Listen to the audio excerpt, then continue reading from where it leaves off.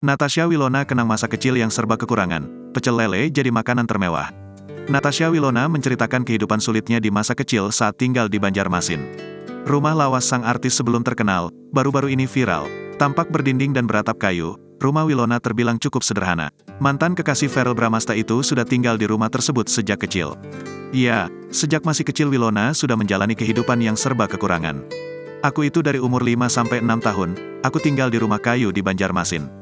Yang dimana emang keluarga aku kan bukan berasal dari keluarga yang berkecukupan, katanya, dilansir tribunstyle.com dari YouTube Was-Was pada Selasa, tanggal 28 Maret tahun 2023. Hidup di Banjarmasin bisa dibilang susah, tambahnya.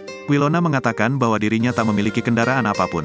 Selain tak memiliki kendaraan, dia juga mengaku tak mampu membeli seragam sekolah. Sehingga dia hanya memakai pakaian bekas dari orang-orang yang memberinya. Jangankan untuk membeli seragam, untuk merasakan makanan enak pun Wilona tak sanggup. Baginya, pecel lele menjadi makanan paling mewah yang bisa disantapnya bersama sang ibunda.